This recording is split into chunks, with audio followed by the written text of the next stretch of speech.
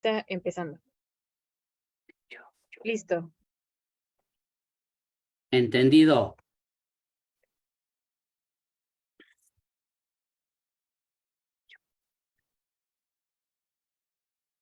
Ok, Solo ya transmisión. estamos. En Facebook ya nos aparece. Me dice Majo que ya nos aparece. En Facebook. Listo.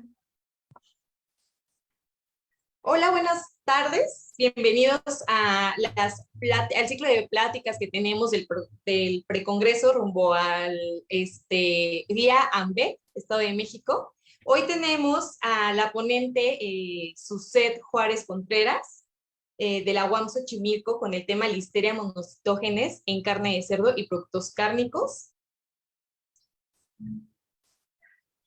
Y vamos a hablar un poquito de su semblanza para que la puedan conocer.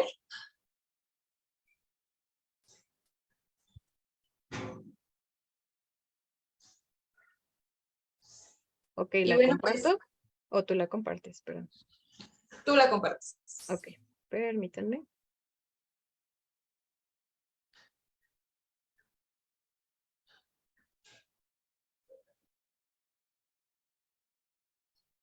Y bueno, antes de presentarla, vamos a hacer una inauguración rápido de estas pláticas que van a ser todos los miércoles a las 7 de la noche hasta el 8 de noviembre. Entonces estén al pendientes de cada una de las pláticas y de los ponentes que vamos a presentar. Y a continuación, nuestro presidente de la AMBEC Estado de México va a inaugurar este gran evento que tenemos preparados. Hola, ¿qué tal? Muy buenas noches. Agradezco al equipo logístico que tuvo a bien tener este esfuerzo. Realmente es un gran esfuerzo de conjuntar profesionales que estén interesados en ofrecer sus conocimientos. El Estado de México ya lleva haciendo cosas importantes desde el 2017. He de informarles que ya también formo parte de las redes sociales de AMBEC Nacional, por lo que estaremos difundiendo muchos conocimientos, primeramente por el Estado de México y después, y muy pronto, por AMBEC Nacional. Agradezco a la ponente el día de hoy que tan amablemente y en muy corto tiempo aceptó ofrecernos esta ponencia. Hablando de ponencias, les informo que muy pronto estaremos impartiendo una serie de pláticas impartidas por profesionales de diferentes universidades de toda la República que tendrán la finalidad de capacitar a nuestros amigos de diferentes partes de la República. Entonces, después de este pequeño esfuerzo, los invito a que nos acompañen el 15 de noviembre en Aculco, en nuestro Congreso Anual de AMBEC Estado de México, y posteriormente no se separen de nuestra página de Facebook para que estén pendientes de nuestros eventos que continuaremos haciendo. De tal manera que siendo las 7 de la noche con 12 minutos, declaro inaugurado esta serie de conferencias rumbo a nuestro Congreso Nacional AMBEC Estado de México. Muchas gracias. Muchas gracias, doctor. Y bueno, pues me queda más que presentar a la maestra en ciencias, Suset Juárez. Ella es egresada de la Universidad Autónoma Metropolitana, ella es médico veterinario zootecnista, además tiene una carrera de técnico en laboratorista clínico por parte de la Dirección General de Educación Tecnológica Industrial y de Servicios, y tiene artículos científicos en diversas revistas científicas, y ha participado en foros, coloquios de investigación con temas relacionados con la inocuidad alimentaria, calidad de productos de origen animal, bioquímica, biología molecular en bacterias. Y pues nada, me queda nada más darte las gracias, Suset. Al final de la sesión vamos a poner una liga de asistencia para que la puedan llenar. Y bueno, pues bienvenida, Suset. Muchas gracias, maestra, por estar aquí y te doy la palabra. Muchas gracias.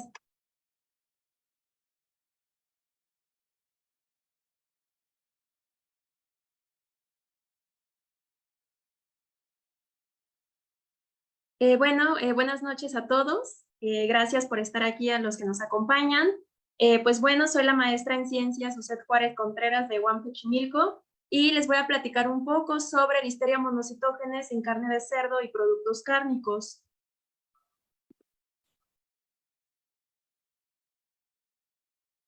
Bueno, a manera de introducción, pues vamos a hablar un poco sobre el consumo de carne de cerdo y de productos cárnicos derivados de cerdo aquí en México. Pues bueno, el consumo de cárnicos aumenta debido a diversos factores, entre ellos debido al crecimiento poblacional, al aumento del ingreso per cápita, a la globalización y los cambios en los hábitos de consumo.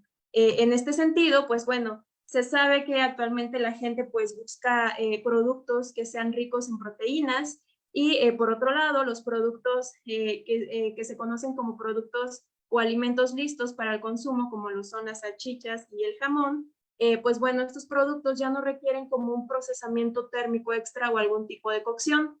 Y debido a esta practicidad de consumo es que actualmente son de alta demanda. Entonces, con esta alta demanda, pues evidentemente la producción se vuelve intensiva y pues esta producción mundial se ha informado que ha ido en aumento en los últimos 50 años. Aquí en México, la carne de cerdo, hablando como la carne por proteína, pues bueno, la carne de cerdo se posiciona en el tercer lugar como el tipo de carne más consumido, con un consumo per cápita de 20.8 kilogramos. Hablando de el consumo mensual, se dice que un mexicano promedio consume 1.73 kilos de carne de cerdo al mes. Ahora, hablando de carnes frías, que incluyen estos productos listos para el consumo, como los son salchichas, jamón, mortadela, salami, entre otros, pues bueno, el consumo oscila a los 690 gramos al mes. Siguiente, por favor. Bueno, pero asimismo, pues estos alimentos, no nada más estos, sino todos los productos en general, pues pueden estar propensos a diversos tipos de contaminación alimentaria. Pero de acuerdo con ABEBI del 2020, la contaminación por bacterias es la causa más común, con un porcentaje del 66%. Los alimentos mayormente implicados en diversos tipos de contaminación bacteriana son los alimentos cárnicos, como la carne cruda, los cárnicos poco cocidos y aquellos listos para el consumo. De igual forma, uno de los patógenos mayormente asociados a la contaminación por estos productos es Listeria monocytogenes, la cual es una bacteria de la cual ahorita más adelante les voy a platicar un poquito más, pero básicamente esta es una bacteria de importancia en salud pública porque puede provocar una enfermedad llamada listeriosis, que pues va a afectar a diversos tipos, bueno, de la población, pero en particular va a estar afectando principalmente a grupos vulnerables como a las mujeres embarazadas, a los ancianos, a los individuos inmunocomprometidos y a los niños. La contaminación por listeria puede ocurrir en cualquier etapa del procesamiento. Y pues bueno, hablando de brotes a nivel mundial, las carnes frías como el jamón y la salchicha principalmente han sido implicados en diversos brotes por listeria en distintos países. Esto se debe a que pues este organismo es ubicuo, es decir, puede estar en diversos sitios y las industrias se contaminan fácilmente a través de la introducción de alimentos crudos contaminados con listeria. Bueno, esta bacteria se ha identificado en todas las etapas de la industria de la carne de cerdo en particular, pero se ha visto que aumenta esta contaminación desde el matadero hasta la sala de despiece. Siguiente, por favor. Entonces, pues bueno, en este sentido es importante identificar las fuentes de contaminación y la prevalencia de Listeria monocytogenes en estos alimentos, puesto que puede provocar esta enfermedad que ya les platiqué, que es listeriosis. El CDC ha informado que diferentes alimentos contaminados han provocado 1.600 casos de enfermedad, alrededor de 1.500 hospitalizaciones y de estas han resultado en 260 muertes. Aquí en México no se tienen información específica sobre Listeria monocytogenes o la información es escasa. Esto debido a que el Sistema Nacional de Vigilancia Epidemiológica no considera a la listeriosis de notificación obligatoria. Sin embargo, los reportes o las investigaciones que se han realizado aquí en el país informan que la incidencia es similar a la de otros países y esta oscila de entre el 1 al 20%. Bueno, asimismo, pues, además de que esta bacteria va a provocar enfermedad, pues bueno, evidentemente va a provocar pérdidas económicas. ¿Por qué? Porque cuando se informa que este patógeno ha contaminado un lote, por ejemplo, de salchichas, de jamón o de algún otro producto cárnico, pues bueno, es importante que este sea retirado del mercado. Entonces, ¿esto qué es lo que va a implicar? Pues bueno, toda la trazabilidad va a traer consigo que aquellas tiendas o aquellos supermercados donde se estén vendiendo estos productos contaminados con listeria, pues se tienen que retirar y evidentemente se tienen que destruir. Entonces, esta es una pérdida económica para la industria alimentaria. Asimismo, cuando se vienen consigo brotes mundiales, pues evidentemente se tiene que dar un pago económico a las personas afectadas, así como el pago por diversos estudios de laboratorio, entre otros. En esta gráfica coloco la estimación de costos de enfermedades transmitidas por alimentos en Estados Unidos y podemos observar que Listeria monocytogenes se encuentra en el tercer lugar con un costo, con una pérdida económica de 2.834 millones de dólares.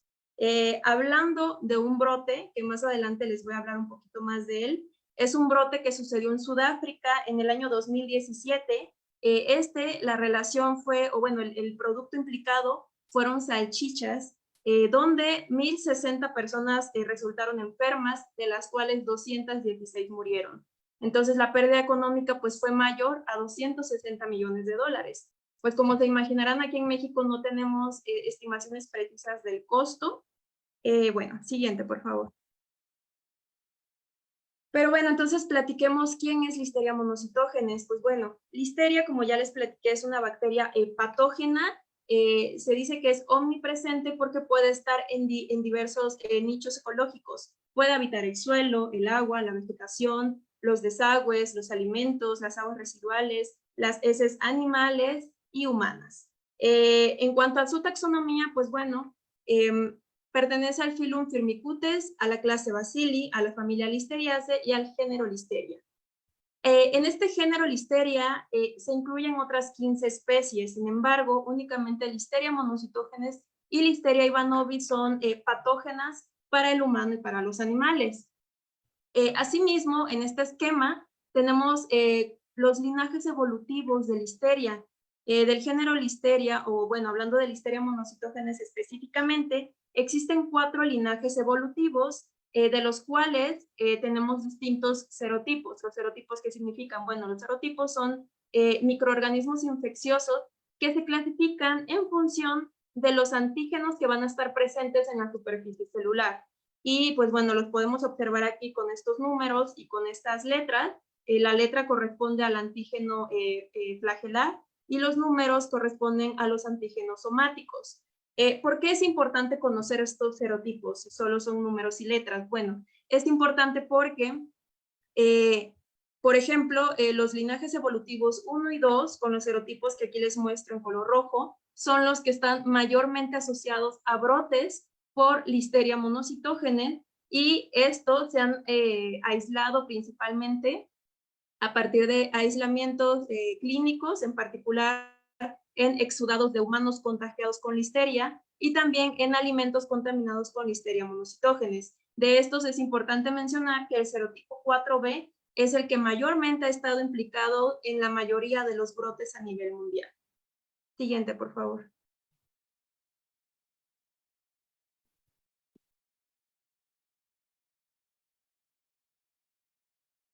Bueno, hablando un poco de las características de Listeria, pues bueno, Listeria es como ya les dije, es una bacteria patógena, es gram positiva. En esta fotografía que les coloco aquí, esta foto yo la tomé, pero este aislamiento es a partir de productos lácteos.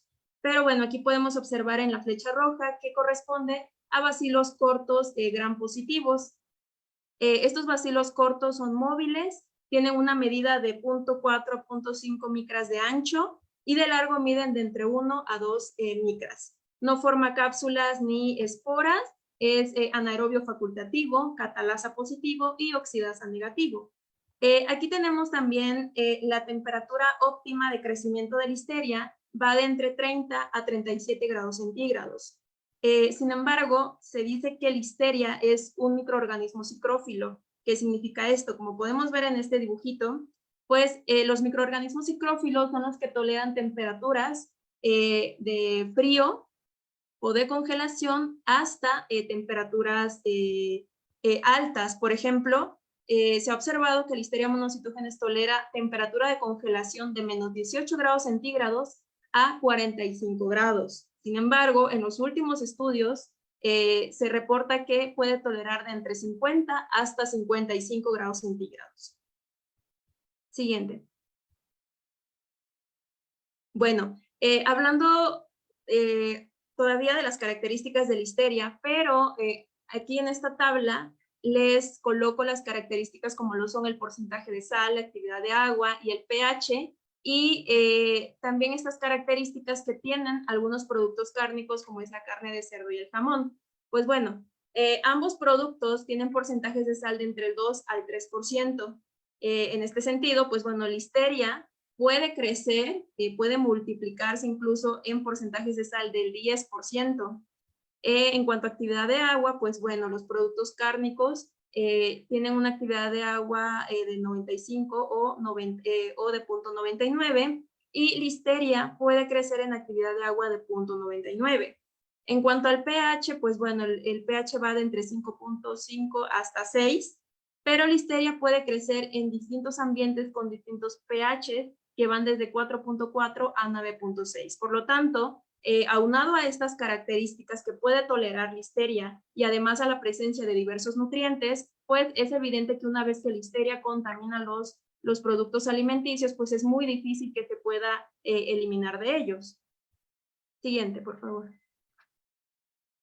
Les mencionaba que Listeria monocitógenes es una bacteria gram positiva. En esta imagen podemos observar las diferencias entre la pared de una bacteria gram negativa y de una gram positiva. Se dice que las bacterias gram positivas son más resistentes debido a que poseen una pared celular mucho más gruesa que las gram negativas, que como podemos observar aquí en rojo, bueno, estas corresponden a peptidoglicano. Entonces, la pared de las gram positivas, en particular de Listeria, pues está conformada por una capa densa de peptidoglicano que la puede hacer más resistente a las adversidades del medio. Siguiente, por favor. Asimismo, aquí tenemos la pared celular de Listeria, pero este es otro corte donde podemos observar este espeso peptidoglicano, como les mencioné, que va a estar cubriendo esta membrana citoplasmática, donde van a estar unidas las proteínas de membrana. Asimismo, pues bueno, es importante mencionar que van a existir proteínas asociadas al ácido teicoico de la pared, como las proteínas INLA e INLB. Estas proteínas son muy importantes en Listeria monocitógenes porque los genes que codifican para estas proteínas están involucrados en la adherencia de Listeria en diferentes superficies, pero también están asociadas a la virulencia de la enfermedad. Es decir, se ha observado que donde están, o bueno, las cepas que tienen estas proteínas o los genes que codifican para estas proteínas suelen afectar en mayor medida a las personas que están contagiadas con dicha cepa de Listeria. Siguiente, por favor. Ahora bien, una de las principales características de Listeria es su capacidad para formar biofilms. Los biofilms son la causa de contaminación número 1 en la industria alimentaria, y no nada más por Listeria, sino por diferentes bacterias. Las células, es decir, las células que se encuentran de forma libre o de forma individual, se les conoce como células planctónicas, pero las células que están dentro de un biofilm se conocen como células sésile y van a estar protegidas por una matriz. Por lo tanto, las células que conforman un biofilm son más resistentes. La formación de biofilm, pues bueno, va a estar mediada por diversos factores o va a depender de diversos factores. Hablando de la bacteria, pues bueno, si la bacteria tiene presencia de fimbrias o de flagelos perítricos, esto le va a ayudar. ¿Por qué? Porque los flagelos le van a ayudar a acercarse a las superficies y poder adherirse a estas. Y también le van a permitir intercambiar ADN entre diferentes cepas bacterianas. Y bueno, es importante mencionar que a través de esto, pues se pueden enviar diferentes genes de resistencia a través de vía horizontal.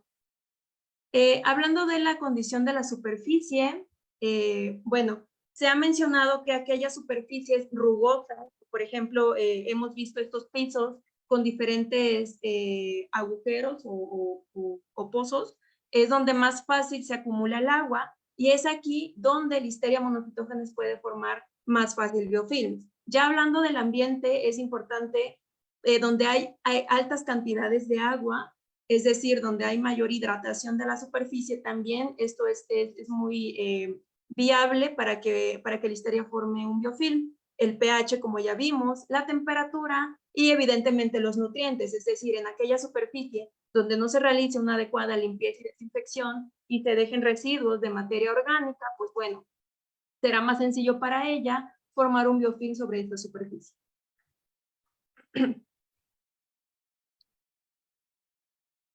Siguiente, por favor.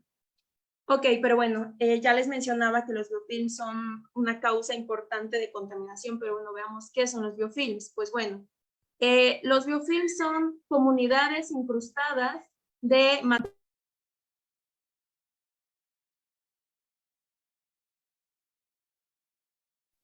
donde dentro van a haber diferentes células. Las células que van a conformar un biofilm, como ya les mencioné anteriormente, se llaman células sésiles y como podemos ver en este esquema, van a estar protegidas por una matriz extracelular. Dentro del biofilm, pues no nada más vamos a tener estas células bacterianas, también habrá enzimas, exopolisacáridos, ADN, proteínas y canales a través de los cuales pasará agua y diferentes nutrientes. Estos biofilms van a estar compuestos por sustancias poliméricas extracelulares hidratados en un 85% de agua. Estas sustancias poliméricas extracelulares son las que le van a dar una estructura tridimensional, van a ayudar en la adhesión, en la retención de agua, en la protección, en la absorción de compuestos y en la resistencia mecánica. Siguiente. Y bueno, por otro lado, pues, las bacterias, ¿cómo es que logran formar un biofilm? Pues bueno, las bacterias tienen la capacidad para comunicarse entre sí. Esto lo hacen a través de un mecanismo llamado quorum sensing. El quorum sensing básicamente es la comunicación celular que se va a dar entre estas bacterias para regular diferentes genes en respuesta a la densidad celular. ¿Ok? Entonces, cuando aquí podemos ver en esta animación, pues bueno, estos círculos verdes que aparecen en la animación básicamente son señales que se conocen como autoinductores. Cuando las bacterias alcanzan cierto umbral, que son muchas bacterias en un solo sitio, van digamos, a comunicarse a través de estos autoinductores. Estos autoinductores van a ser detectados por otras bacterias, van a ser sintetizados por una proteína de tipo histidinquinasa y entonces van a expresar genes para lo que ellas requieran. En este caso, pues hablamos de la maduración de un biofilm, es decir, que se forme un biofilm en mayor cantidad, pero este quorum sensing también les puede servir para expresar factores de virulencia, para bioluminiscencia, entre otros. Siguiente, por favor. En este esquema les muestro cómo es que Listeria forma un biofilm sobre las superficies y ahorita veremos por qué es muy importante conocer la formación de biofilm. Bueno, primero que nada, Listeria monocytogenes va a estar en un estado planctónico. Como ya les dije, el estado planctónico es cuando estas se encuentran de forma libre en el ambiente y a través de los apéndices extracelulares van a llegar a una superficie y se van a adherir, pero esta adhesión será una adhesión reversible. Posteriormente se va a producir sustancias poliméricas extracelulares que lo que van a hacer es que se adhieran unas con otras y se adhieran de forma irreversible a la superficie. A partir de esta etapa, ellas comienzan a producir mayor cantidad de sustancias poliméricas extracelulares y además, pues bueno, se comienzan a formar microcolonias de estas células sésiles. En esta parte, pues bueno, ya se van a comenzar a formar los distintos canales a través de los cuales va a pasar el agua, a través de los cuales va a pasar los nutrientes, entre otros, y después, al cabo de 24 horas, ya se tendrá un biofilm maduro, que es el de la etapa 4. En la etapa 4 se dice que es cuando mayormente se expresan los genes que han sido codificados por el quorum sensing o por la comunicación bacteriana. Y esto lo hacen pues para seguir formando un mayor biofilm o para pasar a la siguiente etapa. La etapa siguiente es la etapa 5, que es la de dispersión. En la etapa de dispersión, como su nombre lo dice, las células bacterianas van a salir del biofilm, pero esta dispersión será pasiva o activa. Cuando es activa, sucede porque básicamente se añade o de alguna forma el protocolo de limpieza y desinfección de la industria está afectando al biofilm y por ende estas lo que hacen es salir y formar uno nuevo. También el otro tipo de dispersión es porque el biofilm puede tener ya una biomasa muy alta o vaya, puede ser un biofilm ya muy grande que entre ellas se comunican para que algunas de ellas salgan, vuelvan a su estado planctónico y entonces el ciclo se va a repetir y van a volver a formar un nuevo biofilm. Siguiente, por favor.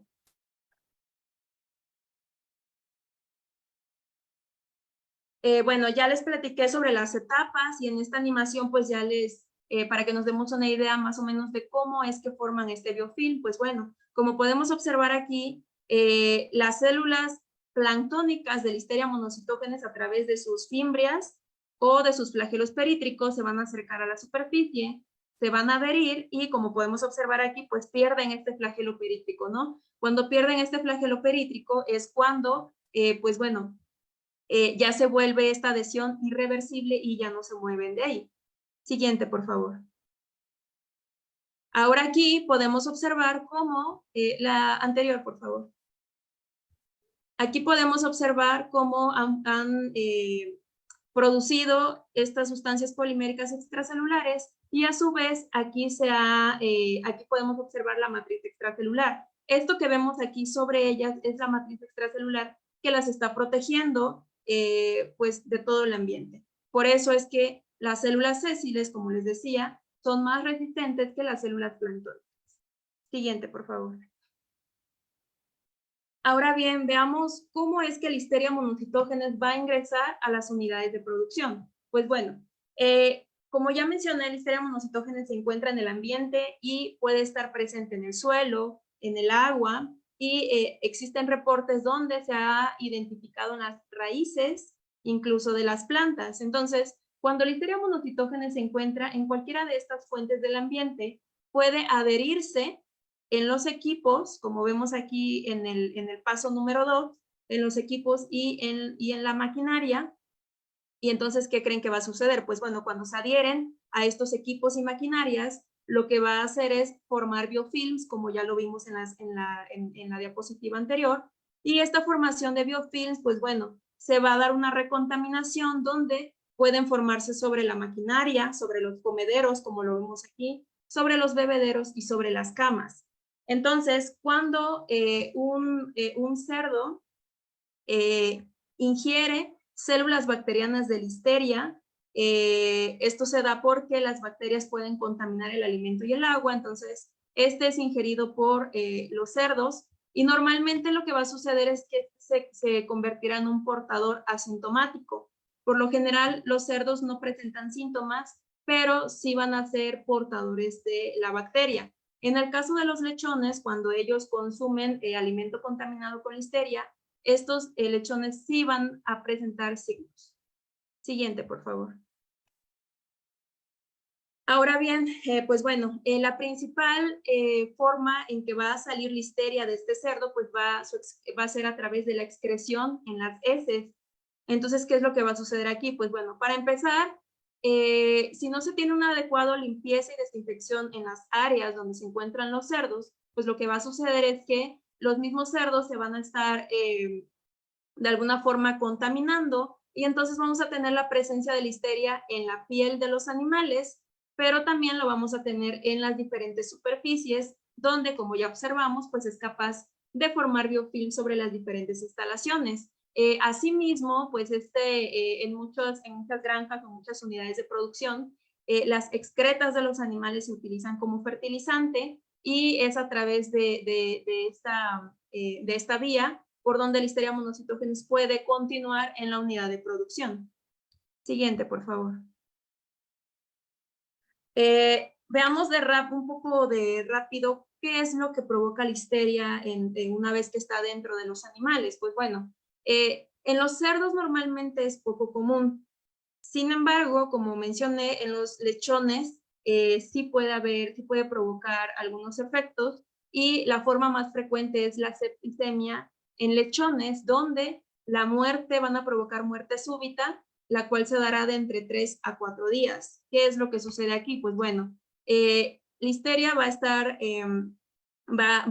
ser ingerida por el animal, pero esta va a irse por el torrente sanguíneo y por la linfa, va a llegar a los macrófagos hepáticos y esplénicos, donde se va a multiplicar y a través de estas vías, por el torrente sanguíneo, llegará al cerebro, donde va a provocar meningitis, y por ello es que también esta es una de las causas de muerte mayormente reportadas para lechones. En el caso de los cerdos adultos, como mencioné, por lo general estos son portadores asintomáticos, es decir, no provoca daño alguno, pero sí existen reportes en cerdas, ha habido reportes de cuadros de pérdida reproductiva, donde se ha visto principalmente aborto, nacidos débiles, muertos y encefalitis. Siguiente, por favor. Aquí les coloco algunos hallazgos reportados por los TANU del 2021, donde reporta un caso clínico asociado a Listeria monocytogenes en lechones. Pues bueno, aquí podemos observar en la primera imagen cómo pues está un lechón en buen estado corporal, pero pues se ve deprimido, postrado, y de acuerdo con lo que reporta el autor, pues emitía chillidos guturales. Pasando a los hallazgos en la necropsia, pues observaron en el parénquima pulmonar un evidente edema pulmonar intersticial, y de este lado, pues es la que más nos llama la atención, la dilatación de los vasos meningios y un edema en la meninges. Como ya vimos anteriormente, en los lechones es lo principal que va a afectar. Siguiente, por favor. Ahora bien, ya tenemos Listeria monocytogenes está presente ya en un portador asintomático. ¿Y qué es lo que va a suceder después? Bueno, Listeria va a ingresar a la industria alimentaria a través de 3 principales vías, las cuales serán, la primera será a través de camiones que puedan estar contaminados con biofilms de Listeria monocytogenes, y también se puede dar el ingreso a través de cerdos que sean portadores del patógeno. Por otro lado, los operarios también tienen un papel muy, muy importante, ya que si no llevan a cabo una adecuada higiene del personal y si no portan adecuadamente su vestimenta, pues lo que van a provocar es el ingreso de la bacteria a través de botas contaminadas con el patógeno, o también puede suceder que los operarios sean portadores o que hayan estado expuestos a exudados de animales contagiados con Listeria monocytogenes. La otra vía es a través de mamíferos silvestres. Se han observado, por ejemplo, ratas, cobayos y algunas aves que han sido portadores de Listeria y han sido los que llevan al patógeno a la industria alimentaria. Entonces, una vez que cualquiera de estas vías llega a la industria alimentaria, pues lo que va a suceder es que se va a adherir sobre las superficies de equipos y va a formar un biofilm. Siguiente, por favor. Ahora, una vez que Listeria monocytogenes ya está en la industria alimentaria, o una vez que un cerdo portador será sacrificado, pues bueno, tenemos aquí que Listeria monocytogenes se propaga a la canal desde el animal portador, y se han identificado aislamientos en heces y en piel de portadores sanos con colonización intestinal. En este sentido, se dice que hay una prevalencia de Listeria monocytogenes en heces de entre el 0 al 50%, y lo que va a suceder aquí es que Listeria contamina principalmente cuando se lleva a cabo el proceso de evisceración. Entonces, cuando no se vacía el recto, lo que va a pasar es cuando cortan aquí, pues las vísceras van a estar contaminando la canal, y por otro lado, también va a existir una contaminación cruzada, una por las vísceras, pero también por posible formación de biofilms, ya que los biofilms se pueden formar, como ya mencioné, sobre las superficies y los equipos. Entonces, estas son las dos principales vías, que la principal es donde el animal portador, a través de la evisceración, va a causar la contaminación de la canal, pero la canal también se puede contaminar a través de superficies y equipos contaminados. En este sentido, se ha correlacionado la contaminación del equipo y de la canal con la presencia en lengua y en las amígdalas, es decir, probablemente en lengua y en amígdalas no ha estado presente, pero justamente por este eviscerado y por esta contaminación con biofilm, pues se contaminan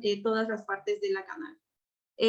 Algunos de los serotipos mayormente aislados aquí han sido los serotipos 1,2A y 1,2C, que como recordaremos, pues son algunos de los mayormente reportados en brotes a nivel mundial. Siguiente, por favor.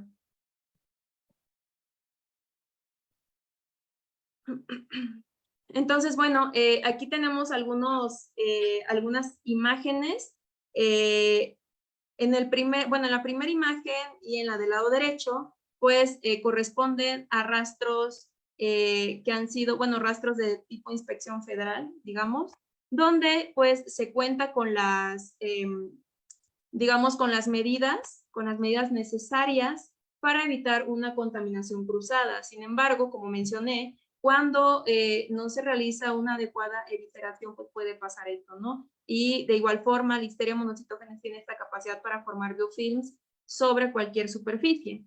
Pero, pues esto evidentemente, este problema se exacerba en aquellos rastros. Recordemos que no todos los rastros, pues están bien mediados, como los rastros tipo inspección federal, como el que vemos en la imagen inferior derecha, donde, pues bueno, aquí es evidente que hace falta un protocolo de limpieza y desinfección, y muchas veces no se tiene esta precaución o el cuidado entre las canales y dentro de una misma canal, entre la evisceración y el despiece de la misma canal.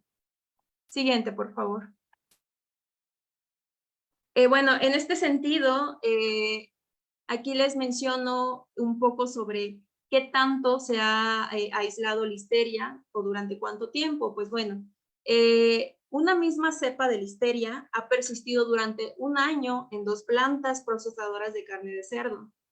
Asimismo, una misma cepa ha persistido durante 3 años en una trituradora de carne. ¿Qué nos indica esto? Pues bueno, esto nos indica que una misma cepa, pese a que se apliquen diversas medidas como limpieza y desinfección, puede persistir a través de la formación de biofilm sobre las superficies de la industria. Entonces, si tenemos que Listeria monocytogenes ha estado presente durante tanto tiempo, pues es muy evidente que el riesgo por la contaminación hacia los productos finales, pues aumenta cuando se tienen estos biofilms. Siguiente, por favor. Ahora bien, pasemos a cómo se pueden contaminar los productos cárnicos. Bueno, aquí tenemos el ejemplo de una carne picada que está lista y que será utilizada como materia prima cárnica para la elaboración de jamón. En teoría, esta bacteria, digamos que puede estar contaminada por todas las vías que anteriormente les platiqué, y se ha observado una prevalencia de Listeria de entre 16 al 50% en carne que se va a procesar. Entonces, bueno, esta carne contaminada se va a seleccionar, se va a llevar aquí, tenemos el diagrama de flujo de la elaboración de jamón, tenemos la salmuera, la inyección, y bueno, se ha observado que el nivel de contaminación por Listeria monocytogenes aumenta desde la materia prima cárnica, aumenta en la etapa del masajeo y del embutido de entre un 70 a un 100%. De acuerdo con la literatura y con Body del 2023, esto sucede debido a que, pues bueno, aquí de alguna forma los operarios están involucrados y también diversos equipos de la industria.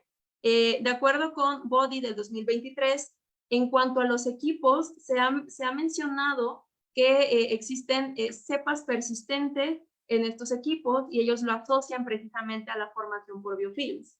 Pero bueno, ¿qué pasa después de esta etapa? Después de la etapa del embutido en la elaboración de jamón, pues viene el proceso térmico, donde alcanza temperaturas de entre 72 a 78 grados centígrados. Entonces, si en este caso teníamos una carne contaminada, con este proceso térmico se puede eliminar Listeria monocitógenes.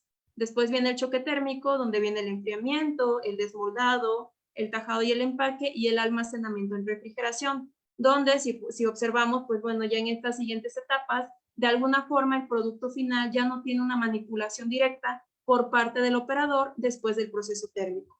Entonces, pasando de este lado, esperaríamos que nuestro producto final sea un producto inocuo, es decir, que no cause daño, que sea un producto que no tenga ya la presencia de algún microorganismo patógeno como lo es Listeria, pero después viene el transporte y la entrega del producto terminado. ¿Cuáles son los factores de riesgo aquí? Pues bueno, como ya mencionamos una y otra vez, puede existir la formación de biofilms en estos camiones de entrega si no se tiene un adecuado protocolo de limpieza y desinfección también. Asimismo, es importante mantener aquí la cadena de frío, pero por lo general no se han observado casos de contaminación cruzada en la etapa de transporte, sino más bien ya se ha observado una contaminación cruzada, pero en el punto de venta a granel. ¿Por qué? Pues bueno, aquí los puntos es que podemos tener un producto, como ya mencioné, inocuo y que esté libre de listeria. Sin embargo, de acuerdo con diversos autores, la contaminación cruzada se da en estos puntos. ¿Por qué? Porque se han observado, pues bueno, en la máquina rebanadora, por ejemplo, se puede estar, bueno, en muchos sitios la utilizan todo el día, y no tiene una adecuada limpieza. Y aunado a esto, pues bueno, el jamón sale ya de su empaque, es decir, se rompe su empaque y así es como se está guardando en refrigeración. Pasemos a la siguiente, por favor. Bueno, aquí podemos observarlo, ¿no? De acuerdo con la literatura, uno de los principales sitios de contaminación por Listeria monocitógenes ya en el punto de venta es la máquina rebanadora. Como ya mencionaba, lo que en muchos negocios hacen es que desde el día que comienza su jornada laboral, pues bueno, esta máquina no la desinfectan ni la limpian. No sé si han observado, pero muchas veces tienen el típico trapo húmedo que ellos suponen que pasándolo cada vez que rebanan jamón, cada vez que va un comprador, pues ellos piensan que de esta manera ya están limpiando adecuadamente. Pero ¿qué sucede? Que ese mismo trapo que utilizan para limpiar la rebanadora también lo están utilizando para limpiarse las manos, para limpiar la mesa, para limpiar el cuchillo. Entonces es una contaminación cruzada pues total, ¿no? Por otro lado, pues algunos otros de los sitios de contaminación son los cuchillos, las manos de los operarios y bueno, pues aquí también podemos observar las superficies de los refrigeradores. ¿Por qué? Muchas veces, como ya mencioné, aquí como son puntos de venta a granel, se rompe este empaque donde está el jamón, por ejemplo, y pues únicamente digamos que se dobla y así es como se vuelve a colocar dentro de un refrigerador. Entonces, pueden estar saliendo ciertos exudados de cada uno de los diferentes empaques y así es como hay una contaminación cruzada. Aunado a esto, cuando el refrigerador está lleno, por lo general, pues bueno, los vendedores no aplican de igual forma un protocolo de limpieza y desinfección. Y entonces, ¿qué creen que va a suceder? Pues evidentemente se puede dar nuevamente una formación de biofilm. Y cabe mencionar que diversas cepas de Listeria monocitógenes persistentes se han aislado a partir de las superficies de dichos refrigeradores. Por lo tanto, este es uno de los principales puntos. Siguiente, por favor. Bueno, en estas otras fotografías que les coloco, pues bueno, tenemos también aquí diversas superficies contaminadas, como podemos ver en la primera imagen, pues bueno, para empezar, las salchichas y demás están en estas bolsas plásticas, no se tiene, pues ya la cadena de frío se perdió totalmente. No observamos aquí que haya como algo de frío. Aunado a esto, pues están sobre mesas que seguramente no tienen una adecuada limpieza.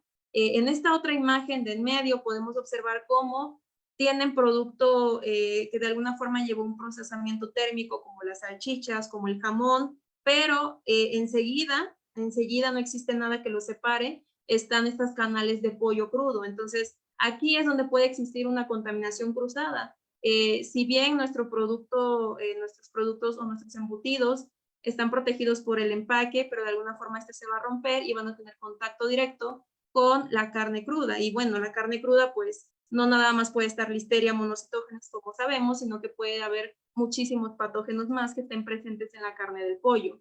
Y de este otro lado, pues bueno, tenemos que otra de las formas en que se puede contaminar es a través de las manos de los operarios, que como ya mencioné anteriormente, pero a través también de las manos de los compradores. Y pues bueno, estos compradores, por azares del destino, pudiera ser que estos estén contagiados con listeria, y lo que sucede muchas veces es que por ellos querer elegir el mejor producto, pues bueno, vienen y empiezan a tocar, o ellos a elegir el producto, pero pues a la vez están tocando el demás producto que queda ahí. Siguiente, por favor.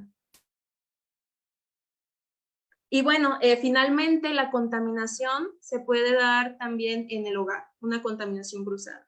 Como vemos en este pequeño esquema, pues lo que en muchas casas sucede es que se utiliza la misma tabla para picar y el mismo cuchillo para picar.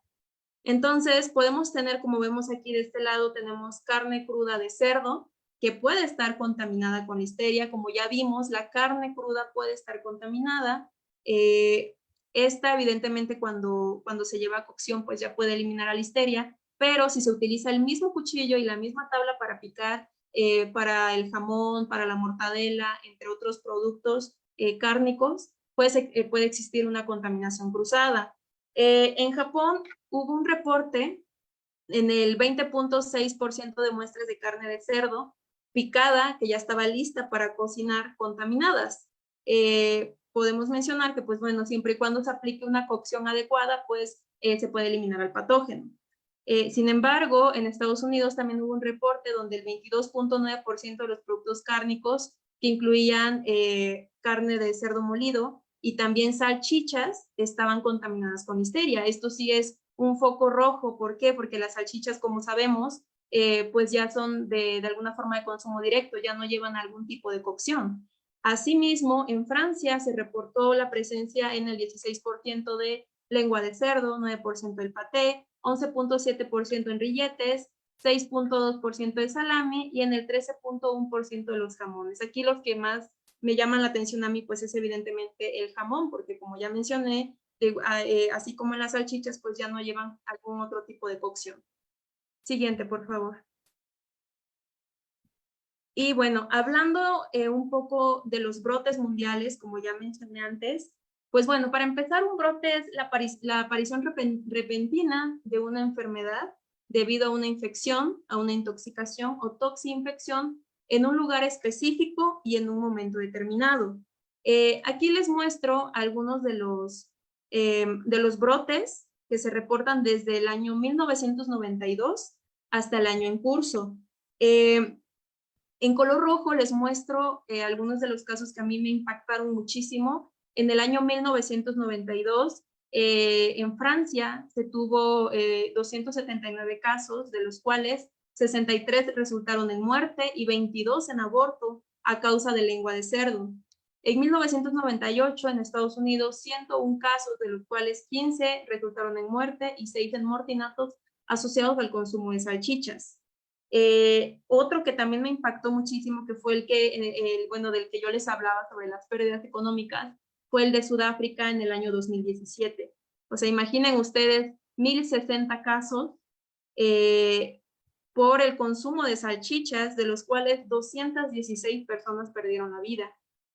Otro que también tuvo mucho impacto en España, cabe mencionar que en España Listeria monocitógenes siempre, bueno, allá sí es de notificación obligatoria y le llaman que es el terror de la industria alimentaria.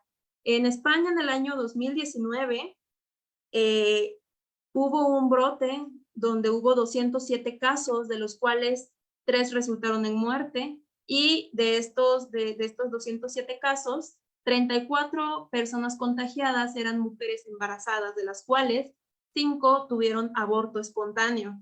Y el alimento involucrado fue, bueno, es un alimento que consumen allá, que es producto de carne rellena, que es asada. Entonces ya se imaginarán, es un producto que ya no requería ningún tipo de cocción.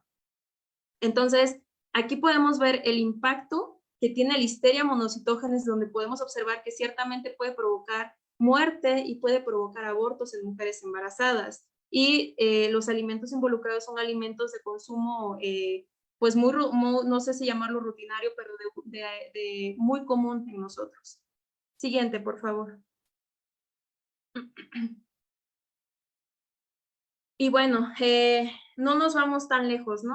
Ahorita yo les hablaba de los brotes a nivel mundial, no tenemos algún reporte sobre un brote que haya sido en México, pero aquí les hablo sobre un reporte de Figueroa López y colaboradores del 2019, para que tengamos una idea de cómo está presente la histeria aquí en nuestro país. Pues bueno, estos autores muestrearon carne de cerdo en el periodo de 2014 a 2019, y muestrearon básicamente un rastro tipo inspección federal y uno NOTIF en Sonora, México.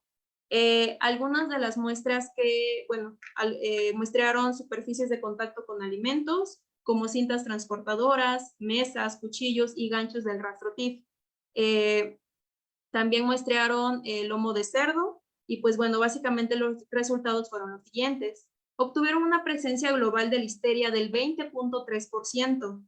De las cuales el 15.9% correspondió a muestras de lomo de cerdo del rastro TIF, el 25.7% correspondió a muestras de lomo de cerdo del rastro no TIF, y el 20.8% a las superficies inertes del rastro TIF. ¿A qué se puede deber que haya estado presente listeria en el rastro no TIF? Pues bueno, como hemos visto, pues en estos rastros que no están regulados, pues hacen falta o se cuenta con insuficientes procedimientos de limpieza y desinfección. Por lo tanto, aquí es muy común que se pueda estar teniendo una contaminación cruzada con biofilms de listeria. Por otro lado, nos pudiera sorprender por qué sí estuvo presente en los rastros tipo infección federal que están regulados. Pues bueno, de acuerdo con los autores, estos aislamientos, tanto del lomo de cerdo como de las superficies inertes, pueden estar muy bien adaptados a diversos elementos de la industria, como el enfriamiento, y en este sentido, pues podemos recordar que Listeria monocytogenes tolera temperaturas incluso hasta de congelación. Asimismo, el procesamiento posterior al sacrificio y la sala de corte. De acuerdo con Figueroa López del 2019, esto se asocia principalmente a su capacidad para formar biofilm. Siguiente, por favor. Otro reporte que tenemos aquí fue en supermercados de la Ciudad de México, donde se obtuvo una prevalencia del 33% y las muestras analizadas fueron lomo de cerdo refrigerado y vendido al menudeo en Ciudad de México. Estos autores también atribuyen esta prevalencia a su capacidad para formar biofilms y que posiblemente esta contaminación haya provenido de las cámaras de refrigeración, de las mesas o de los cuchillos. Siguiente, por favor. En este último reporte de Jiménez y colaboradores del 2020, se encontró una prevalencia del 6.3% en embutidos. Aquí es muy importante.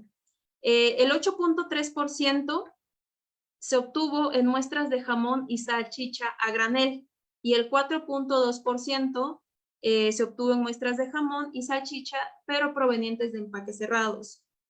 Podemos observar que en ambos casos, cuando hubo un empaque y cuando no, pues también se obtuvieron prevalencias, pero pues la prevalencia mayor fue en aquellos sitios donde se vendió a granel, es decir, donde el empaque ya estaba roto. Entonces, esta prevalencia se atribuye a las malas condiciones higiénicas del procesamiento y, por supuesto, a la influencia de la integridad del envase original durante la venta en la calidad microbiológica, como ya lo veíamos en las fotos anteriormente. Asimismo, pues esto se debe a las características de Listeria, como sus vías de propagación y reservorios, y su capacidad para multiplicarse durante el almacenamiento de alimentos refrigerados. Siguiente, por favor. Aquí les menciono algunos retiros de productos asociados a Listeria monocitógenes.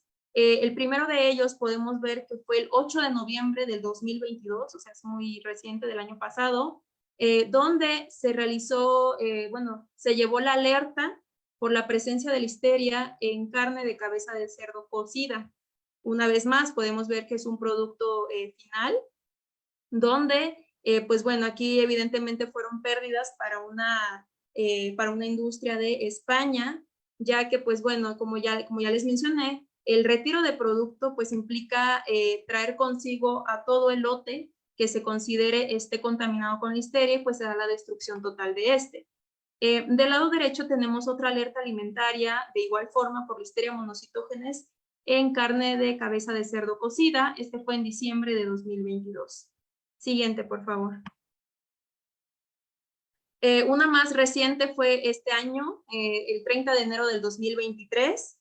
Esta sucedió en Estados Unidos, donde pues se retiraron muchos embutidos por una posible contaminación de Listeria. Asimismo, este es un poquito pasado del año 2020, pero de igual forma este fue muy sorprendente porque fue un brote asociado con, de igual forma, con embutidos de estilo italiano, y en Florida en particular una persona murió.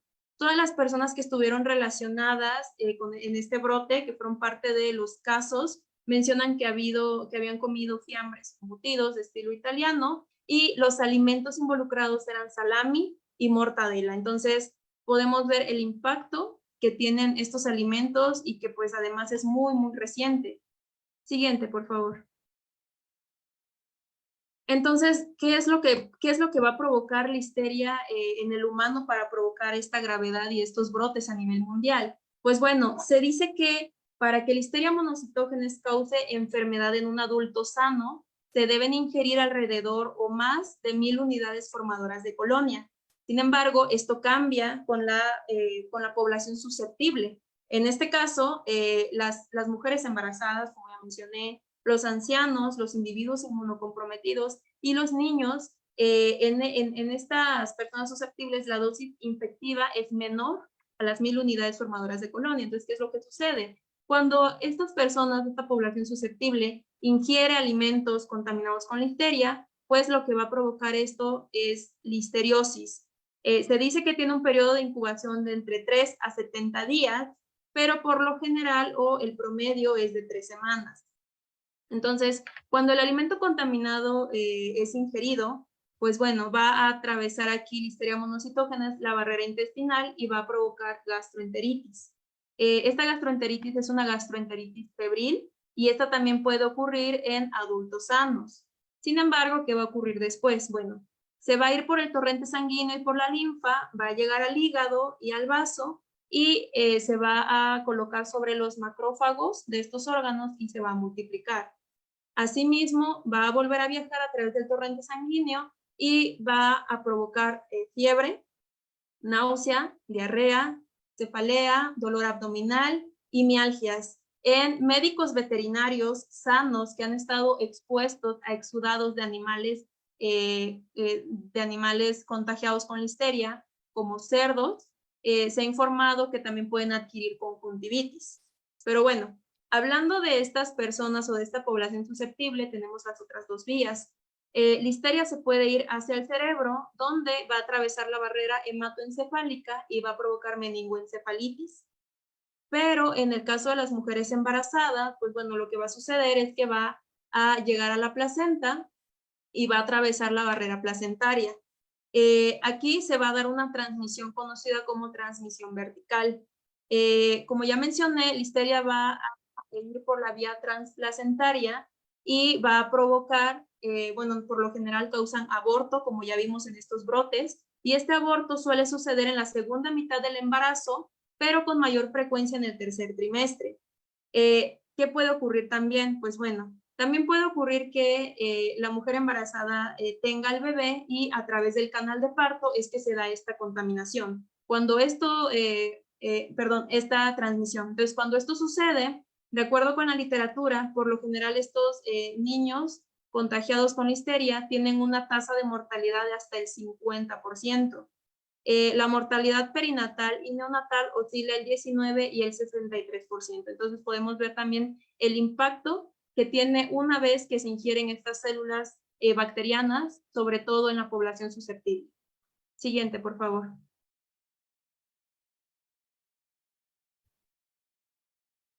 Bueno, ahora hablemos sobre cómo se puede aislar e identificar esta bacteria. Pues bueno, aquí en México se cuenta con la NOM 143, que es la norma oficial mexicana para la determinación de Listeria monocitógenes.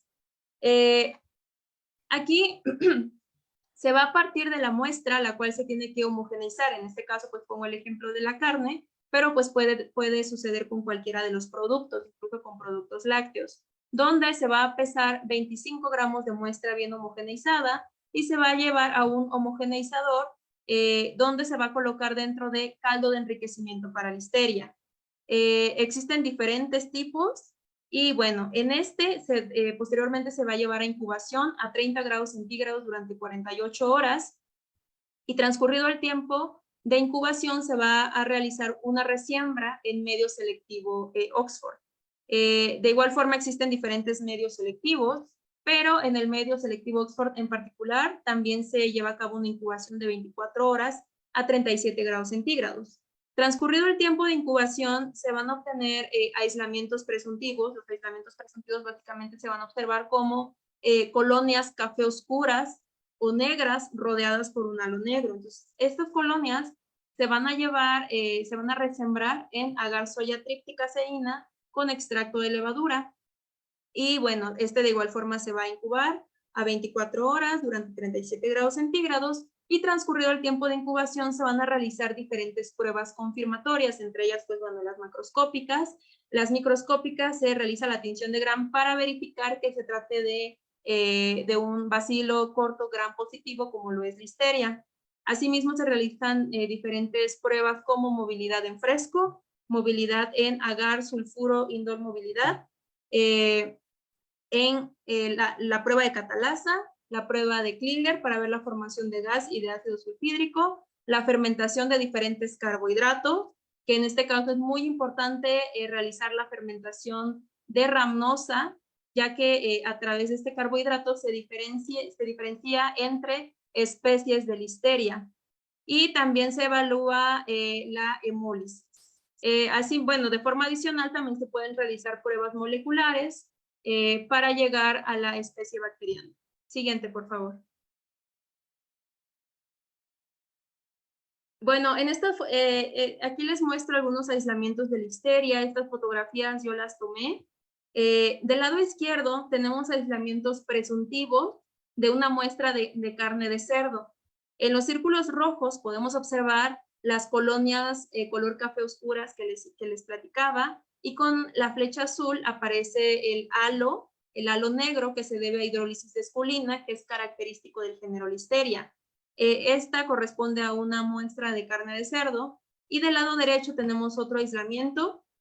Las colonias son muy, muy similares, pero del lado derecho corresponde a una muestra de queso ranchero. Y así es como se observan en el medio selectivo Oxford.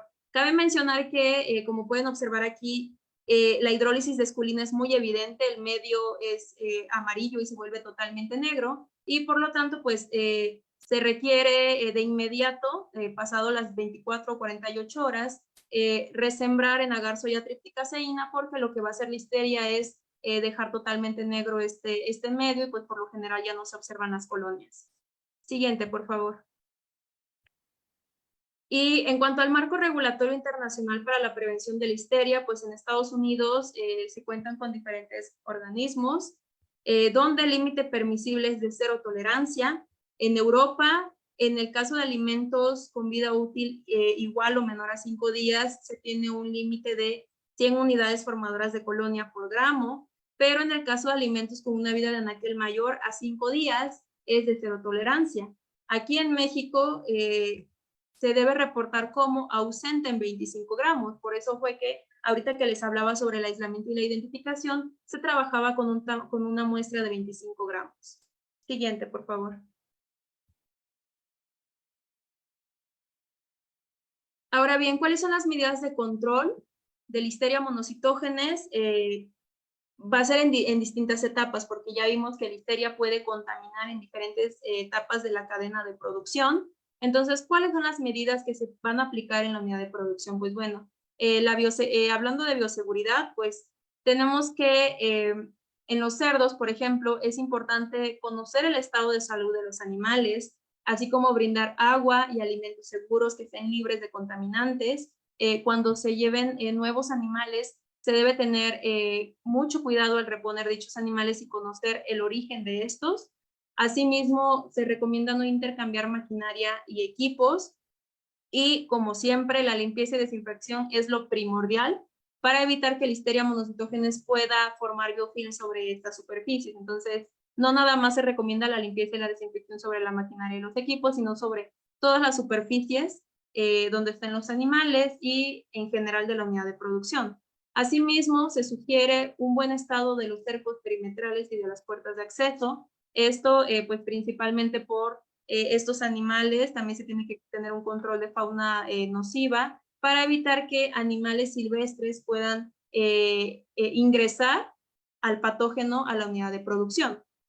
Por otro lado, se deben de implementar cuidados en el personal. Es importante que el personal aplique la adecuada higiene, asimismo que porte su vestimenta y sus botas y limpia sobre todo, ¿no? Y también se debe conocer el estado de salud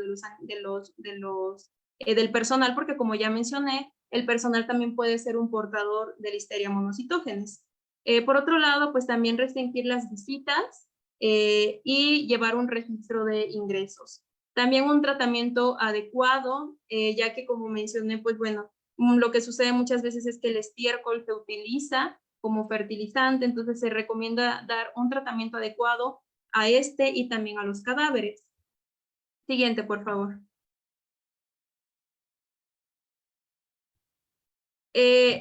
Ya pasando a la industria alimentaria, es decir, ya tenemos las medidas en la unidad de producción, ahora pasamos a la industria. El pilar para mantener la inocuidad aquí será el análisis de puntos críticos y de control, que es el HACCP, donde, pues bueno, primero que nada vamos a tener el análisis de peligros, la identificación de los puntos críticos y de control, los límites críticos, el monitoreo, las medidas correctivas, la verificación, la documentación y el registro. El HACCP es importante que todas las industrias alimentarias tengan este plan. Siguiente, por favor. Junto con ello, vamos a tener los procedimientos operativos estandarizados de saneamiento, que son indispensables también, y estos van a incluir la limpieza y la desinfección de los equipos y de las instalaciones, la higiene del personal, la seguridad del agua o la calidad del agua, el control de productos químicos, la disposición de los residuos. También esto va a ir de la mano con las buenas prácticas de manufactura. Siguiente, por favor. Y algo muy importante, esto también es importante en la unidad de producción, no nada más aquí en la industria, será el compromiso del personal. Pero este compromiso, ¿cómo se va a dar? Pues a través de capacitaciones. Es importante capacitar a nuestro personal para que sepa cómo operar y también informar sobre el impacto que puede tener un patógeno como Listeria o cualquier otro patógeno en la industria alimentaria y también cómo es que lo podemos prevenir. Y pues finalmente el compromiso general que incluye la política de inocuidad. Siguiente, por favor. Y bueno, pues la limpieza y desinfección también es, como ya mencionábamos, es indispensable, es la base para que no exista esta adherencia de Listeria a las superficies. En este sentido, pues desde este lado izquierdo les coloco algo que se conoce como círculo de Zinner, en el cual pues se esperan buenos resultados a través de la aplicación de un producto químico, de energía mecánica, el tiempo y la temperatura. En cuanto a los productos químicos, por lo general en la industria se utiliza cloro, peróxido de hidrógeno, ácido paracético y compuestos de amonio cuaternario y ozono. Sin embargo, Eder y colaboradores en el 2017 analizaron el impacto que tenía los POEs en la eliminación de cepas persistentes de Listeria y observaron que únicamente lograron eliminar el 21% de estas cepas. De acuerdo con Gray del 2018, estos métodos, incluido todo lo que se describe o todo lo que abarcan los POEs, únicamente pueden reducir poblaciones de Listeria monocitógenes, pero no son capaces de eliminar biofilms maduros. Como podemos observar en la imagen de abajo, en el primer recuadro pues tenemos un biofilm antes de que se aplique un tratamiento, después tenemos cuando se aplica y podemos observar que finalmente quedan esas estructuras del biofilm, es decir, las células sésiles no se eliminan. O sea, tenemos las células sésiles que están mayormente o que están unidas en su totalidad a la superficie y otras que están en la parte más externa. Por lo general, lo que sucede con estos desinfectantes es que quedan atrapados en las células de la capa más externa y entonces las células que se encuentran en la superficie pues están expuestas a concentraciones mínimas subinhibitorias y lo que van a ocasionar es causar resistencia a estos agentes de limpieza. Siguiente, por favor. Por lo tanto, pues bueno, se recomiendan otros métodos, otras estrategias que se recomienda aplicarlas en las diferentes etapas de la formación de biofilms. Por eso yo les comentaba que era muy importante saber cómo es que Listeria forma un biofilm para saber en qué momento añadir dichos agentes. En este caso podemos observar que se sugiere la aplicación de agentes antibacterianos o se piensa que estos agentes antibacterianos van a tener un efecto positivo cuando se aplican en las primeras horas de la formación de biofilm, es decir, cuando existe una adhesión reversible. Pero cuando ya existe una adhesión irreversible y cuando ya comienza un mayor desarrollo del biofilm, es decir, cuando ya existen estas microcolonias, pues ya es importante aplicar otros métodos como lo son los biosurfactantes, y en el caso de la maduración del biofilm se sugiere la aplicación de enzimas, ya que como podemos observar del lado derecho, lo que van a hacer las enzimas es que pueden romper la matriz extracelular y cuando rompen esta matriz se pueden aplicar algunos otros agentes que van a lograr penetrar y van a llegar en su totalidad a las células sésiles que están dentro del biofilm. Siguiente, por favor. En este sentido, pues en esta tabla hago un pequeño resumen de los tratamientos o los métodos de control que actualmente se utilizan o se reportan en mayor medida. Como ya mencionaba, pues los tratamientos químicos incluyen ácido paracético, hidróxido de sodio, las enzimas, que como ya mencioné, pues lo que van a hacer es la disrupción o la ruptura de la matriz extracelular para poder penetrar, y entre ellas incluyen proteasas, amilasas, lipasas, pero también se sugieren modificaciones de ingeniería. Algunas de estas modificaciones de ingeniería pues se aplican ya en industrias alimentarias grandes, donde se colocan calentadores de contacto y también se realizan modificaciones de la superficie con recubrimientos de nanopartículas, materiales de carbono, enzimas, polímeros, antimicrobianos naturales.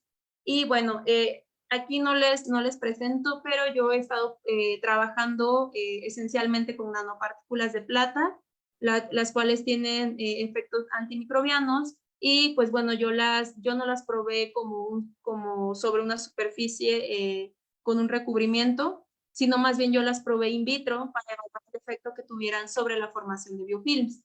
Yo obtuve resultados positivos, donde la aplicación con nanopartículas de plata logró inhibir, para empezar, evitó la formación de un biofilm por Listeria monocitógenes, pero también logró eliminar un biofilm maduro de 24 horas de Listeria monocytogenes. En este caso, pues bueno, las nanopartículas de plata tienen diferentes mecanismos de acción y el que yo les muestro aquí, pues básicamente es que generan daño celular formando especies reactivas de oxígeno, pero en general pues afectan a Listeria de diferentes formas, afectando su membrana, afectando la replicación del ADN, la cadena de transporte de electrones, entre otros.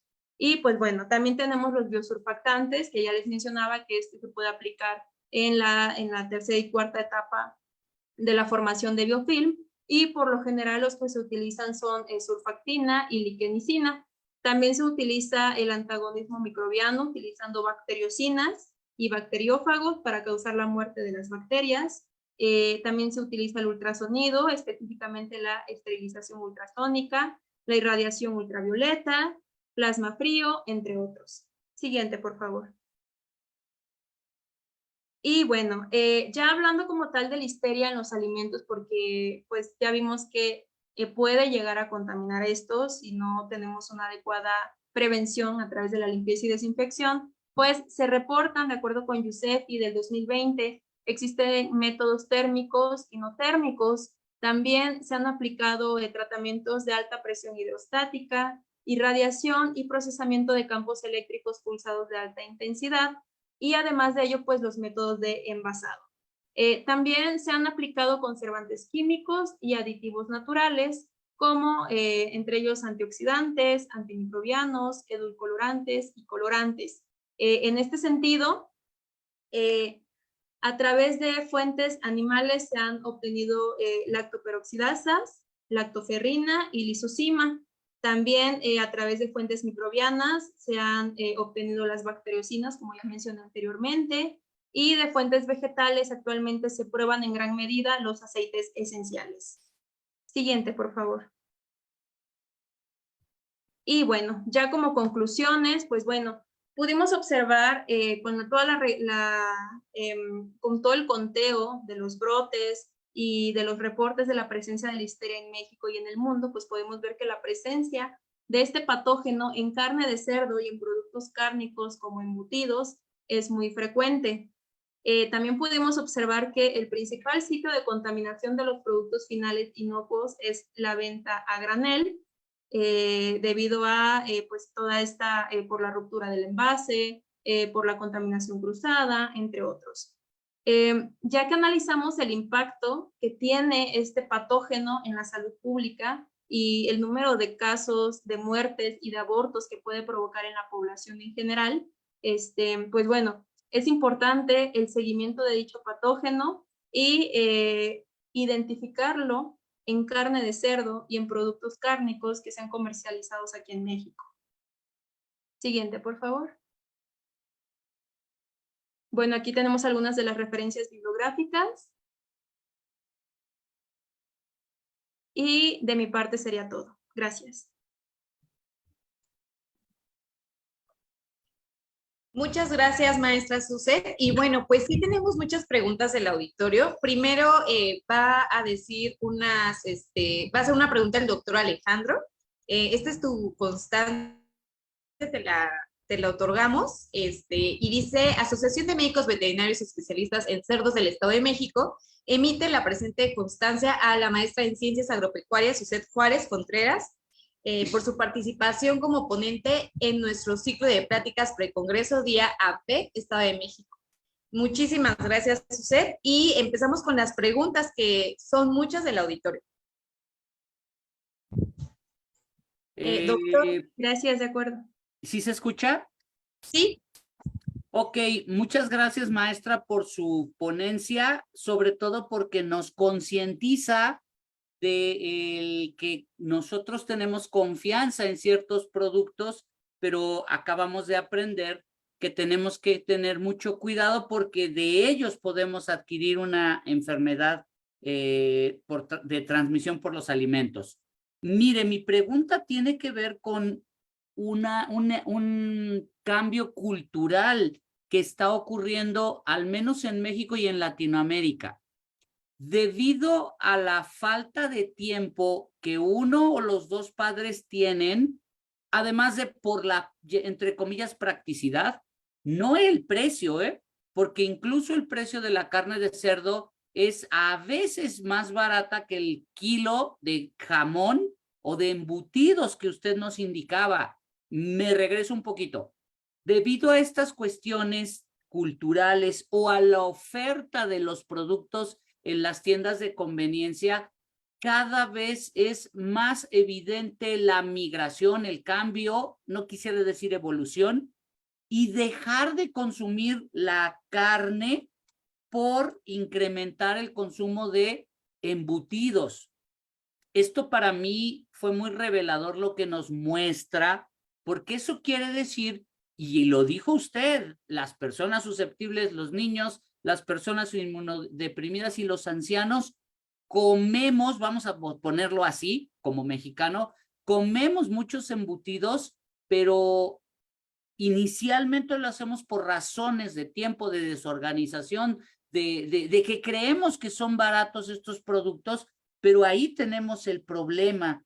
Entonces, yo quisiera preguntarle si es posible, suena muy feo lo que voy a preguntar, ¿es posible que estas enfermedades, el sector salud las esté subdiagnosticando? Porque pues cuando puso su ejercicio de los brotes en el mundo, pues bueno, afortunadamente no estaba México, pero después nos mostró que sí habían datos que revelaban que hay prevalencia, que sí hay estas manifestaciones. No quiero hablar de un terror, pero sí quiero que seamos conscientes que a veces el producto cárnico a lo mejor conlleva un riesgo. Gracias. Sí, claro. La verdad es que aquí en México, como ya mencioné, Listeria monocytogenes no es de notificación obligatoria, en particular la listeriosis. Entonces, por ende, como la listeriosis no es de notificación obligatoria, pues no se da el seguimiento del patógeno. La verdad es que son contados los reportes que se realizan aquí en México, pero los pocos o muchos reportes que existen, pues vemos con exactitud que sí está presente y no nada más en carne de cerdo cruda, ¿no? Sino también en los embutidos. Lo que se ha observado, por ejemplo, en España en particular, cuando suceden abortos espontáneos en las mujeres embarazadas, es casi obligatorio que una de las pruebas es aislar e identificar listeria, para ver si Listeria monocytogenes fue la causante de provocar dicho aborto. Aquí en México, muchas veces sucede, bueno, lo hemos visto, muchas mujeres abortan, pero no se llega al agente etiológico. Entonces, se asocia a otros factores, pero algunos artículos mencionan que lo que puede suceder aquí es que como no se llega al agente etiológico, pues se desconoce realmente. Aquí no se sabe realmente por qué no se le da esa importancia a Listeria. Probablemente algunas muertes o algunos abortos han sido ocasionados por dicho patógeno, pero precisamente porque no se da este seguimiento y porque se desconoce la prevalencia y porque no es obligatorio aislarla prácticamente, pues desconocemos, ¿no? Entonces, yo creo que va mucho así de la mano. Yo creo que muchas causas de aborto quizá pudieran estar relacionadas. Por eso es importante justamente la detección. Ok, Susi, muchas gracias. Tenemos otra pregunta. Está en Facebook, de Claudia Vergara, nos pregunta, ¿cuál es la prevalencia de listeria en una producción y si hay manera de detectarla antes de llegar a los signos nerviosos y qué es recomendable para eliminar los biofilms?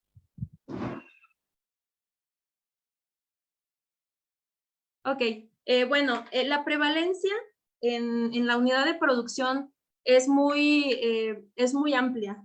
No tenemos un número exacto, pero la prevalencia puede ir desde entre el 1 al 20%.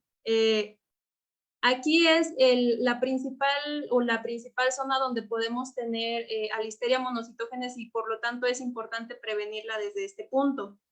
¿Cómo podemos darnos cuenta? Bueno, primero que nada nos podemos dar cuenta a través de, muchas veces esto no se hace, tal vez aquí en México no se aplica, pero sería muy importante realizar aislamientos, muestreos a través de hisopado en las superficies de contacto con los animales. Como ya mencioné, los principales sitios en los que se ha aislado e identificado listeria en las granjas porcícolas ha sido en los comederos, en las camas. Entonces, uno de los pasos sería, por ejemplo, sobre todo si tenemos, no sé, algunos casos clínicos en donde los lechones estén muriendo repentinamente y esto se asocie a algún otro agente etiológico, o simplemente por, digamos, por diagnóstico, se busque, se realice el hisopado para buscar listeria en estas superficies.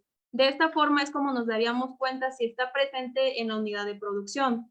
Por otro lado, ¿cómo podemos evitar que se formen los biofilms? Pues bueno, sería importante desde aquí aplicar la limpieza y desinfección. Como ya lo veíamos a través de las medidas de bioseguridad, evidentemente son muchas, ¿no? Y van desde el estado de salud de los animales, el estado de salud y la higiene del personal, entre otros, que aplicar el cerco perimetral. Pero teniendo un adecuado protocolo de limpieza y desinfección, sería la mejor forma de prevenir la formación de biofilms. Muchas gracias.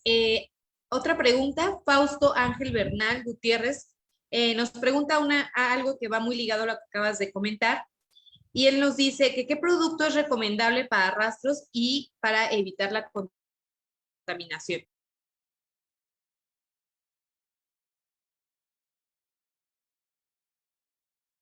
Ok, bueno, para evitar, digamos, la presencia de listeria, evidentemente tenemos que tener un adecuado protocolo de limpieza y desinfección. ¿Cuáles serían los agentes a utilizar? Cada una de las industrias, por ejemplo, en los rastros o en cualquier industria de procesamiento de productos cárnicos, ya se conoce, porque pues se tiene como un paso obligatorio, realizar diversos análisis microbiológicos en los que se identifique si hay algún microorganismo patógeno que esté presente en la superficie. Esto también es muy importante, o sea, sería muy importante realizar la detección del patógeno para empezar en el rastro. En los rastros ya también se tiene el conocimiento de cuáles son las cepas persistentes, no solo de listeria, sino de cualquier otro microorganismo. Entonces, es importante realizar el seguimiento, una, para conocer si se tienen cepas persistentes, y entonces, si se tienen cepas persistentes, como recordarán, les puse un ejemplo en el que había, me parece, creo que de entre 1 a 3 años, una misma cepa en dos rastros distintos. Entonces, si se tienen cepas persistentes que están formando biofilms, aquí lo importante es aplicar una de las diferentes metodologías que yo les mencioné. Por lo general, como ya les decía, se utilizan amonios cuaternarios, pero en el caso de Listeria monocitógenes, los amonios cuaternarios, se ha observado que únicamente eliminan las células, como les decía, de la parte más externa del biofilm, y no las superficies que tienen mayor resistencia bacteriana, que son las que están adheridas a la superficie. Por lo tanto, las nuevas metodologías sugieren la aplicación de enzimas, y evidentemente pues que estos agentes digamos estén aplicando en diferentes tiempos, cuidar sobre todo también la concentración, el tiempo en que se aplica, y aplicarlo en diferentes, digamos, al año, durante el año, se tienen que modificar los agentes que se vayan a utilizar. Pero yo uno de los que más recomiendo, o de los que yo he leído actualmente en la literatura, son las enzimas, los biosurfactantes, y en mi experiencia que estoy trabajando ahorita con nanopartículas de plata, pues creo yo que también por ahí pudiera ir una muy buena alternativa. Ok, también tenemos otra pregunta de Abdiel Alatorre, y la pregunta es, ¿cuál es la importancia de la trazabilidad en la prevención y gestión de la contaminación por listeria en productos cárnicos? Ok, la trazabilidad es indispensable desde la unidad de producción. Como ya les mencionaba, es importante conocer el estado de salud de los animales y por ende, o sea, cuando ingresan nuevos animales a la unidad de producción, se tiene que conocer de dónde viene este animal. ¿Por qué? Porque si llega a ocasionar alguna enfermedad entre los animalitos de la granja, se tiene que conocer, se dice, hacia atrás, es decir, de dónde viene este animal, cuál es su origen, en dónde estuvo anteriormente. También en las siguientes etapas, que se conoce como hacia adelante en la cadena. De ahí es muy importante, como lo vimos, hablando de brotes, por ejemplo, aquí es donde más creo yo que recae la importancia de la trazabilidad también. ¿Por qué? Porque si en algún momento una persona presenta síntomas de enfermedad asociados a listeriosis, pues bueno, evidentemente es un proceso muy largo, el que conlleva alrededor de 2 semanas, el clasificarlo como un brote. Entonces, en este caso, porque en teoría, bueno, para mí puedo decir que es mucho tiempo, 2 semanas, pero en realidad es algo muy rápido porque se apoyan precisamente de la trazabilidad. ¿Qué es lo que van a hacer? Bueno, a través de el consumo de este alimento, pues van a revisar el lote. Este lote le va a permitir a los organismos identificar cuáles fueron los productos, cuáles fueron todos los productos que se elaboraron ese día, en ese horario, y todos los alimentos que estuvieron implicados. Entonces, esto lo observamos justamente en las imágenes que yo les mostraba del retiro de productos. Aquí es lo que más utilizan la trazabilidad, es a través de la identificación de estos lotes, y es de esta forma que retiran el producto. Cabe mencionar que esta trazabilidad no nada más se aplica aquí para ver lo de los brotes, ¿no? También en el procesamiento de los alimentos se necesita un lote para cada una de las etapas. ¿Por qué? Porque si ese alimento no salió a la venta, pero ese alimento se analizó a nivel microbiológico y se identificó que hay algún microorganismo que no debería estar presente, pues bueno, se van a los siguientes lotes que se elaboraron. Estos lotes van cambiando, pero se elaboran diferentes lotes en el procesamiento del producto. Entonces, a través de este lote podemos identificar en dónde estuvo el fallo, si alguna temperatura estuvo mal, si algo contaminó. Entonces, la trazabilidad nos va a funcionar en realidad en todas las etapas. Muchas gracias. El señor Jesús Villa la felicita y hace la pregunta de si existe algún nombre comercial de enzimas para su uso en unidades de producción. Sí, existen diferentes nombres comerciales. Esencialmente, o bueno, de momento no le puedo mencionar un nombre en particular, pero sí puedo mencionar que los que están bueno, por lo general los agentes comerciales están constituidos por amilasas y proteasas. Entonces, yo pienso que cualquier agente que esté a la venta comercial y que contenga estas enzimas pueden ser funcionales, pueden ser aplicables. Bueno, aprovechando la pregunta, es importante que si se van a aplicar enzimas, de acuerdo con la literatura, además de la aplicación de enzimas, puede funcionar que se aplique alguna otra metodología. Como recordarán en el esquema que les mostré, pues bueno, se ha optado por aplicar enzimas para romper esta matriz extracelular de los biofilms, y en ese momento, cuando se rompe esta matriz extracelular, pues se aprovecha para agregar algunos otros agentes, como tal era el caso de los biosurfactantes, o en este caso puede que sean funcionales los agentes que utilizamos típicamente en la industria alimentaria, como era el ácido paracético, los amonios cuaternarios. Aquí sí pueden funcionar. Entonces, lo que se sugiere aquí para atacar a Listeria monocytogenes una vez que ya está en la industria, además de aplicar este método, se sugiere que se utilicen, digamos, de forma, bueno, que se utilicen 2 agentes a la vez. Gracias. Muchas gracias, maestra. Hay otra pregunta por Alejandra Parra y nos comenta si existe algún artículo que usted haya presentado para que puedan tener más información disponible sobre este tema tan importante. Sí, si gustan, tengo un artículo, se llama, si les interesa seguir leyendo sobre listeria y cómo forma los biofilms, ahorita les platiqué cómo forma los biofilms en las unidades de producción porcícola, pero también tengo un artículo de revisión en el cual hablo de las vías de contaminación de listeria, pero en productos lácteos y también en otros productos cárnicos. Este artículo tiene por título El origen de la contaminación de productos cárnicos y lácteos con biofilms de Listeria monocitógenes y se encuentra en la revista Mixteca. De igual forma, si requieren alguna otra información adicional, pues aquí les dejo mi correo electrónico. Con gusto estoy abierta a cualquier pregunta. También les dejo mi número telefónico por si les quedó alguna duda. Ok, maestra. Y ya para terminar, una última pregunta. Nos comentan si los derivados de la yuca funcionan. No he leído ningún artículo en particular de la yuca. Tendría así que revisarlo. La verdad es que actualmente son diversos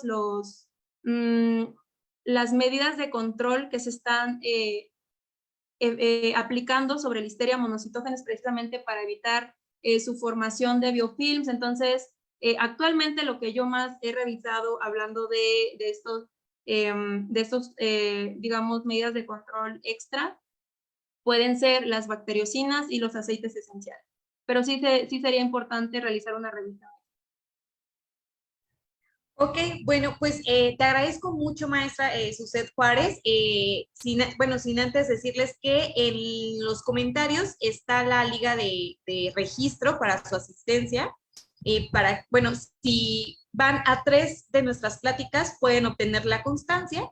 Y bueno, pues únicamente también para recordarles del congreso que tenemos el 15 de noviembre en el municipio de Aculco, Estado de México, en donde se van a tomar muchos temas importantes para la porcicultura nacional y que, bueno, pues ahí los esperamos. Le agradecemos nuevamente a la maestra y pues cualquier duda que tengan, estaban ahí los datos de la maestra que está dispuesta a contestar alguna de las preguntas y quedó por ahí una suelta.